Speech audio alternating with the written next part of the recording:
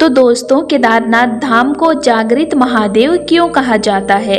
जागृत मतलब होता है जीवित या उपस्थित। तो क्या महादेव जी स्वयं केदारनाथ धाम में रहते हैं? अगर हाँ, तो इसकी जानकारी कब श्रद्धालुओं या पंडितों को हुई, जिसके बाद से केदारनाथ धाम को इतना पवित्र माना गया? इसके पीछे का रहस्य क्या है जो आज हर एक व्यक्ति केदारनाथ धाम जाना चाहता है? तो क्या आप लोग भी इसके पीछे का कहानी जानना चाहते हैं? तो वीडियो को पूरा देखिए, मैं विस्तार पूर्वक जानकारी देने वाली हूँ। हर हर महादेव, जय श्री केदार। तो दोस्तों, कैसे हैं आप सब? आई होप कि आप सब ठीक होंगे। तो दोस्तों, मैं रोज केदारनाथ धाम का अपडेट देती हूँ। तो आप लोग केदारनाथ धाम का अपडेट रोज देखना चाहते हैं तो मेरे चैनल को सब्सक्राइब जरूर कर लीजिएगा। तो चलिए जानते हैं। तो कई साल पुरानी एक बात है जब केदारनाथ धाम को कोई नहीं जानता था। उस टाइम सिर्फ कुछ गिने चुने लोग ही पहुंचते थे केदारनाथ धाम। रास्ते भी सही नहीं थे उस टाइम। तो उस टाइम की बात है, एक श्रद्धालु जो महादेव जी की पूजा करते थे और उनको किसी के मुंह से सुनने को मिला था कि पहाड़ के ऊपर एक मंदिर है जिसका कपाट 6 महीने खुला रहता है और 6 महीने बंद रहता है। क्योंकि मंदिर पूरा बर्फ से ढक जाता है, इसीलिए 6 महीने तक बंद रहता है। तो उस श्रद्धालु को भी इच्छा हुआ कि मैं भी एक बार केदारनाथ धाम जाऊं। तो वो निकल गया यात्रा पर। उस टाइम गाड़ियों की सुविधा नहीं थी, बहुत ही कम साधन थे पहुंचने के लिए। तो वो जैसे तैसे पहुंचे और गौरीकुंड से अपना ट्रेक को शुरू किए। धीरे धीरे चलते चलते वो कई दिनों बाद केदारनाथ धाम पहुँचे। और जब वो श्रद्धालु केदारनाथ धाम पहुँचा तो उसने देखा कि मंदिर का कपाट तो बंद है। तो उसने वहाँ के एक पंडित को बोले कि मंदिर क्यों बंद है? तो उस पंडित ने उसे बताया कि आज सुबह ही 6 महीने के लिए कपाट को बंद किया गया और 6 महीने बाद जाकर कपाट खुलेगा। तो वो श्रद्धालु पंडित जी का बात को सुनकर बहुत ही निराश हो गया और उसने पंडित जी से कहा, एक बार मुझे दर्शन करने दीजिए, मैं बहुत ही दूर से आया हूँ और बहुत ज़्यादा मेहनत करके आज मैं पहुँचा हूँ। तो पंडित जी साफ मना कर दिए। एक बार अगर मंदिर का कपाट बंद हो जाता है तो 6 महीने बाद ही खुलता है। तो श्रद्धालु बहुत ही ज़्यादा दुखी हो जाता है। फिर बहुत जिद करता है श्रद्धालु कि मुझे मेरे महादेव जी को एक बार देखने दीजिए, फिर मैं चला जाऊंगा। लेकिन पंडित जी उस श्रद्धालु को बोले, 6 महीने बाद फिर से आप आना, अभी तो मंदिर का गेट नहीं खुलेगा। ऐसे कहकर वहां से पंडित जी चले गए। तो श्रद्धालु बहुत ही दुखी होकर थके हारे मंदिर के पास ही बैठे रहे और रोने लगे, ये बोलकर कि मैं इतना मेहनत करके यहाँ तक पहुँचा हूँ और मुझे दर्शन भी करने नहीं दिया गया मेरे महादेव जी का। ऐसे वो मंदिर के पास बैठकर रो रहे थे।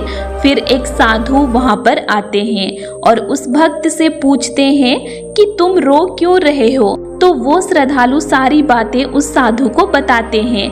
तो वो साधु उस भक्त की सारी बातों को बहुत ही प्यार से सुनते हैं और उसको बोलते हैं कि तुम आज रात को यहीं पर रुक जाओ और कल हम दोनों साथ में नीचे उतरेंगे।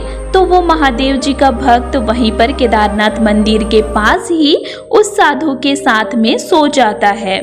फिर जब सुबह होता है तो वो श्रद्धालु उठता है और साधु को आसपास खोजने लगता है, लेकिन साधु कहीं पर भी दिखाई नहीं पड़ते हैं। फिर उस श्रद्धालु को बहुत सारे श्रद्धालुओं का एक झुंड दिखाई पड़ता है जो केदारनाथ धाम की ओर आ रहे थे। फिर वो भक्त जाकर पूछता है कि अभी तो मंदिर का कपाट बंद है, फिर आप सब लोग क्यों आ रहे हैं केदारनाथ धाम? तो एक श्रद्धालु उसे बताता है कि आज तो केदारनाथ मंदिर का कपाट खुलने वाला है, 6 महीना हो चुका है। तब वो भक्त ये बात सुनकर हैरान हो गया और वो सोचने लगा, जब मैं सोया था तब तो केदारनाथ धाम का कपाट बंद हुआ था उसी दिन, फिर इतना जल्दी 6 महीना कैसे कंप्लीट हो गया? फिर क्या था, वो श्रद्धालु समझ गए कि उसे जो साधु मिले थे, जो उसे एक रात सोने के लिए बोले थे, वो कोई और नहीं महादेव जी थे। और फिर वो भक्त महादेव जी की पूजा किए, दर्शन किए और वो बहुत ही ज़्यादा खुश हो गए। और वो सब बात वो वहाँ के पंडित को भी बताए। तब उस समय से सबको ये पता चल गया कि महादेव जी स्वयं 6 महीने तक केदारनाथ धाम में ही रहते हैं और अपने भक्तों को आशीर्वाद देते हैं और उनकी सारी मनोकामनाओं को भी पूरा करते हैं। उस समय से ही केदारनाथ धाम को जागृत महादेव कहा जाने लगा।